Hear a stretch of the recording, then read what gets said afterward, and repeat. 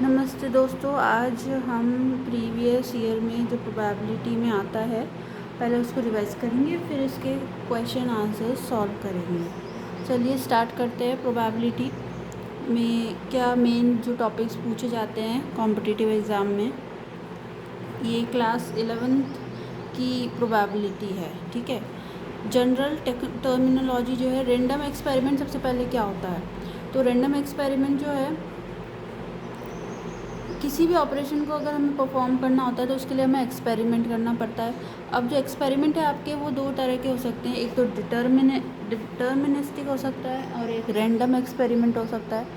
तो जो deterministic experiment होता है वो जो आप लैब में परफॉर्म करते हो वो डिटर्मिनिस्टिक एक्सपेरिमेंट होता है। ठीक है, इस जो आपके एक्सपेरिमेंट जो आप केमिस्ट्री फिज़िक्स का करते हो वो डिटर्मिनिस्टिक एक्सपेरिमेंट होता है। जबकि जो रैंडम एक्सपेरिमेंट होता है, जैसे कि टॉसिंग अ कॉइन और throwing a dice, this is a random experiment. So an experiment whose result can not be determined but all possible outcomes are known. तो रैंडम एक्सपेरिमेंट कौन से एक्सपेरिमेंट होते हैं? वो एक्सपेरिमेंट जिनका रिजल्ट जो है हम डिटरमाइन कर सकते हैं but all possible outcomes are known, पर उसके जो जितने भी पॉसिबल आउटकम्स है वो हमें नोन होते हैं। ठीक है, experiment whose result can not be determined, जिसका रिजल्ट हम डिटरमाइन नहीं कर सकते and but all possible outcomes हमें ऑलरेडी पता होते हैं, उन एक्सपेरिमेंट्स को हम रैंडम एक्सपेरिमेंट्स कहते हैं। जैसे आपने डाइस को थ्रो किया, हमें नहीं पता कि आउटकम क्या आएगा, बट हमें उसके ऑल पॉसिबल रिजल्ट्स पता होंगे कि अगर हम एक डाइस को थ्रो करेंगे तो उसके ऑल पॉसिबल रिजल्ट क्या होंगे, 1 2 3 4 5 6, इनमें से कुछ भी रिज़ल्ट आ सकता है, बट उसका आउटकम हमें नहीं पता होता है। और एग्जांपल जैसे tossing a coin is also an example. अब हम बात करते हैं कि सैम्पल स्पेस क्या होता है। सैम्पल स्पेस जो होता है, set of all possible outcome of a random experiment tossing a coin. जितने भी पॉसिबल आउटकम्स होते हैं किसी भी एक्सपेरिमेंट के, उसको हम सैम्पल स्पेस कहते हैं। जैसे अगर मैंने एक कॉइन को टॉस किया, देन हमारे पास जो आउटकम आएगा वो हेड आएगा या टेल होगा, तो ये जो होगा ये सैम्पल स्पेस हो जाएगा। जैसे थ्रोइंग्स अ डाई, अगर हमने एक डाइस को थ्रो किया है तो जो उसके पॉसिबल आउटकम्स हो जाएंगे 1 2 3 4 5 6 हो जाएगा। नेक्स्ट आता है इवेंट। इवेंट क्या होता है? जो भी सैम्पल स्पेस है उसका जो सबसेट होता है उसे हम इवेंट कहते हैं। ठीक है, कोई भी सैम्पल स्पेस है उसका सबसेट जो होगा वो हमारा क्या हो जाएगा, जो भी हमारा सैम्पल स्पेस है उसका सबसेट जो होगा वो एक इवेंट कहलाएगा। जैसे फॉर एग्जांपल हमने एक रैंडम एक्सपेरिमेंट परफॉर्म किया है, थ्रोइंग अ डाइस। अगर मैंने एक डाइस को थ्रो किया है तो हमें निकालना है find the probability of getting an even number.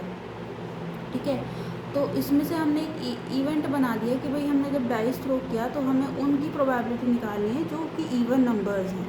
तो इवन नंबर्स जब हम डाइस को थ्रो करेंगे तो सैम्पल स्पेस बनेगा 1 2 3 4 5 6, और getting an even number is an event, तो ये एक इवेंट हो जाएगा। तो इवन नंबर निकालने का क्या हो जाएगा, 2 4 और 6, तो ये जो हो जाएगा हमारा वो इवेंट हो जाएगा और सैम्पल स्पेस इसका ये बन जाएगा। नेक्स्ट जो है सिंगलटन इवेंट। क्या होता है सिंगलटन इवेंट? जो होगा, जिस इवेंट की प्रोबेबिलिटी 1 हो जाएगी वो सिंगलटन इवेंट हो जाएगा। मिक्स्ड और कंपाउंड इवेंट जो होगा, जैसे कि मिक्स्ड और कंपाउंड इवेंट की अगर हम बात करें तो उसकी जो प्रोबेबिलिटी होगी ना, वो जो होगी आपकी वो ग्रेटर देन 1 आएगी मिक्स्ड और कंपाउंड इवेंट में। जैसे फॉर एग्जांपल, जैसे केवल 2 का आना एक सिंगलटन इवेंट है और मिक्स्ड और कंपाउंड इवेंट का आना 2 4 6 जो है वो आपका एक कंपाउंड इवेंट है। अब फोर्थ पे आता है कि what do you mean by equally likely outcome और इक्वली लाइकली इवेंट्स। तो इक्वली लाइकली आउटकम्स और इक्वली लाइकली इवेंट्स क्या होंगे? 2 events are said to be equally likely if their chances of occurrence are equal. ठीक है, अगर उनके chances जो है अकरेंस के वो इक्वल है, उनकी प्रोबेबिलिटी इक्वल है, तो हम उनको इक्वली लाइकली इवेंट कहेंगे। जैसे फॉर एग्जांपल एक इवेंट E1 है, वो है 135, और एक इवेंट E2 है, सेट ऑफ इवन नंबर्स का आने की। ठीक है, ये हमने 2 इवेंट ले लिया, तो ये दोनों जो है ये इक्वली लाइकली इवेंट्स होंगे।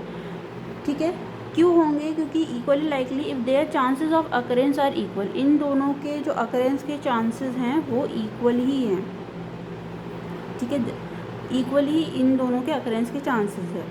अब जैसे डाइस को अगर हम थ्रो करें तो 1 आने की प्रोबेबिलिटी भी 1/6 होगी, 2 आने की प्रोबेबिलिटी भी 1/6 होगी, 3 आने की प्रोबेबिलिटी भी 1/6 होंगी। तो ये जो सारे इवेंट्स होंगे ये आपके इक्वली लाइकली आउटकम्स होंगे, जो इक्वली लाइकली आउटकम्स कहलाएंगे। तो 2 events are said to be equally likely if there chances of occurrence, मतलब उनके आने के जो चांसेस हैं वो इक्वल हों, तब हम कहेंगे कि वो इक्वली लाइकली इवेंट है। तो ये भी इक्वली लाइकली इवेंट है और ये भी इक्वली लाइकली इवेंट है। अब आता है mutually exclusive event. Mutually exclusive events या डिसजॉइंट इवेंट्स क्या होते हैं, ठीक है। म्यूचुअली एक्सक्लूसिव इवेंट्स और डिसजॉइंट इवेंट क्या होगा? तो 2 events which can not occur simultaneously, कोई भी 2 इवेंट्स जो साइमल्टेनियसली नहीं हो सकते उन्हें म्यूचुअली एक्सक्लूसिव इवेंट कहते हैं। यानी कि इन दोनों इवेंट की जो इंटरसेक्शन होगा वो फाई होगा। इनकम्पैटिबल इवेंट्स भी इसको हम कहेंगे, जब दोनों के अकरेंस के चांसेस जो हैं वो साइमल्टेनियस नहीं है। 2 events which can not occur simultaneously, simultaneously ये अकर नहीं करते हैं, ठीक है। तो वो इवेंट्स जो होंगे वो आपके म्यूचुअली एक्सक्लूसिव इवेंट्स कहलाएंगे या फिर डिसजॉइंट इवेंट्स कहलाएंगे। एक होता है म्यूचुअली एग्जॉस्टिव इवेंट्स, उसके अंदर E1 इंटरसेक्शन E2 जो होगा वो आपका सैम्पल स्पेस के इक्वल हो जाता है, ठीक है। तो म्यूचुअली एग्जॉस्टिव इवेंट्स की अगर हम बात करें तो E1 यूनियन E2 जो होगा वो सैम्पल स्पेस के इक्वल हो जाएगा। और डिसजॉइंट इवेंट और incompatible events, the events whose union is equal to sample space, यानी कि जिन दोनों का यूनियन अगर हम करें तो वो एक सैम्पल स्पेस बने। जैसे फॉर एग्जांपल E1 और E2 ही ले रहे हैं हम, तो ये दोनों इवेंट जो है यहाँ म्यूचुअली एग्जॉस्टिव इवेंट्स है। क्यों? क्योंकि इन दोनों को जब हम जोड़ेंगे तो हमारे पास सैम्पल स्पेस आएगा। तो ये दोनों जो इवेंट्स हैं वो म्यूचुअली एग्जॉस्टिव इवेंट है। यही एग्जांपल हम म्यूचुअली एक्सक्लूसिव इवेंट्स के लिए भी लिए हैं, जिसमें दोनों इवेंट्स जो है वो साइमल्टेनियसली नहीं आ सकते। 2 events which can not B simultaneously, ठीक है। अब हम आगे बढ़ते हैं। फॉर और एग्जांपल्स देखें म्यूचुअली एग्जॉस्टिव इवेंट्स के, जैसे अ डाइस इज़ रोल्ड, जब जैसे हमने डाइस को रोल किया तो उसकी सैम्पल स्पेस आपकी ये आई 1 2 3 4 5 6, उसमें event E1 E2 E3 E4 E5 लिए हमने। तो E1 इवेंट जो है वो outcome is an odd number, जो भी आपका आउटकम आएगा वो एक ऑड नंबर आएगा। Outcome is an even number. Outcome is a multiple of 5. Outcome E4 is a outcome of is a multiple of 7 and E5 event is a outcome is a less than 7, ठीक है। तो अगर हम बात करें तो यहाँ E1 हमें बताना है इस क्वेश्चन में कि E1 E2 कैसे इवेंट है, E2 E3 और E1 E5 और E4 E5 कैसे इवेंट है। E1 और E2 इवेंट की अगर हम बात करें, यहाँ अगर हम पहले E1 और E2 इवेंट की बात करें तो ये जो दोनों इवेंट्स आप देख रहे हो यहाँ पर, ये दोनों ही इवेंट्स म्यूचुअली एक्सक्लूसिव इवेंट्स है और म्यूचुअली एग्जॉस्टिव भी है। भाई म्यूचुअली एग्जॉस्टिव इसलिए क्योंकि इन दोनों को मिला के हमारे सैम्पल स्पेस बन रही है, तो ये म्यूचुअली एग्जॉस्टिव इवेंट्स है। यानी E1 यूनियन E2 जो है हमारा सैम्पल स्पेस आ रहा है। अब ये इवेंट जो है म्यूचुअली एक्सक्लूसिव भी है, हाँ ये दोनों म्यूचुअली एक्सक्लूसिव भी हैं, क्योंकि E1 इंटरसेक्शन E2 अगर हम करेंगे तो वो 5 के इक्वल भी आएगा, ठीक है। जो कि इवेंट जो है साइमल्टेनियसली अकर नहीं हो रहे हैं ये दोनों इवेंट। और क्या ये इवेंट इक्वली लाइकली इवेंट भी हैं? बिल्कुल, ये दोनों इवेंट जो है वो इक्वली लाइकली इवेंट्स भी हैं। E1 और E2 जो है हमारे पास वो इक्वली लाइकली इवेंट्स भी है। क्यों है? क्योंकि दोनों ही इवेंट्स जो हैं उनके चांसेस ऑफ अकरेंस जो है इक्वल है। इसके आने के चांसेस भी सेम है, इसका आने का चांसेस भी 1/6 है, इसका भी आने का चांस 1/6 है और इसका भी आने का चांस 1/6 है। तो इसीलिए ये इवेंट जो है इक्वली लाइकली इवेंट्स भी हो जाएंगे। अब हम बात करते हैं E2 और E3 इवेंट की। अगर मैं बात करूँ E2 और E3 इवेंट की, इन दोनों इवेंट की अगर हम बात करें तो पहले हम देखते हैं क्या ये म्यूचुअली एग्जॉस्टिव इवेंट है, इन दोनों का इंटरसेक्शन सैम्पल स्पेस बन रहा है? नहीं, ये म्यूचुअली एग्जॉस्टिव इवेंट नहीं है। फिर हम बात करते हैं म्यूचुअली एक्सक्लूसिव की। म्यूचुअली एक्सक्लूसिव की अगर हम बात करें तो म्यूचुअली एक्सक्लूसिव की हमें E1 इंटरसेक्शन E2 जो है 5 के इक्वल आना चाहिए था। बिल्कुल यहाँ अगर आप इनका इंटरसेक्शन करेंगे तो 5 के इक्वल आएगा, तो ये म्यूचुअली एग्जॉस्टिव इवेंट है। पर यहाँ पर ये इक्वली लाइकली नहीं होगा। नेक्स्ट हम बात करते हैं, हमने इवेंट E2 और E3 की बात करी थी, अब हम E1 और E5 इवेंट की बात करते हैं। तो E1 और E5 इवेंट अगर हम यहाँ पर देखें, ये रहा E1 event, outcome is an odd number, E5 जो है आउटकम लेस देन 7। अगर E1 जो है आउटकम जो है ऑड नंबर आ रहा है, यानी 1 3 5 है, और E5 जो है आउटकम 1 2 3 4 5 6 आ रहा है, ठीक है। तो ये दोनों जो इवेंट है अगर आप देखो, इन दोनों का अगर हम इंटरसेक्शन यूनियन लेंगे तो इन दोनों का यूनियन जो होगा वो म्यूचुअली एक्सक्लूसिव होगा और म्यूचुअली एग्जॉस्टिव भी होगा। आप इवेंट को अगर देखें और आप इवेंट E5 को देखें, इन दोनों इवेंट के अंदर आप देख रहे हैं, इन दोनों का अगर मैं यूनियन ले लूँ, इन दोनों का यूनियन ले लूँ तो वो एग्जॉस्टिव इवेंट बन जाएगा, यानी कि सैम्पल स्पेस बन जाएगी, तो ये म्यूचुअली एग्जॉस्टिव होंगे, ठीक है। बट इन दोनों का इंटरसेक्शन 5 के इक्वल नहीं आ रहा है, इसलिए म्यूचुअली एक्सक्लूसिव नहीं होंगे। नेक्स्ट जो है इवेंट E4 और E5 की बात करें, अगर मैं इवेंट E4 और E5 की बात कर रही हूँ, तो इवेंट E4 और E5 के अंदर अगर आप देखें, इन दोनों के अंदर कुछ ये दोनों मिला के क्या सैम्पल स्पेस बन रहे हैं, यस ये बन रहे हैं, तो ये म्यूचुअली एग्जॉस्टिव इवेंट है और ये म्यूचुअली एक्सक्लूसिव इवेंट भी हैं। क्यों? क्योंकि ये म्यूचुअली एक्सक्लूसिव इवेंट इसलिए हैं क्योंकि इन दोनों का इंटरसेक्शन अगर हम देखें तो वो 5 के इक्वल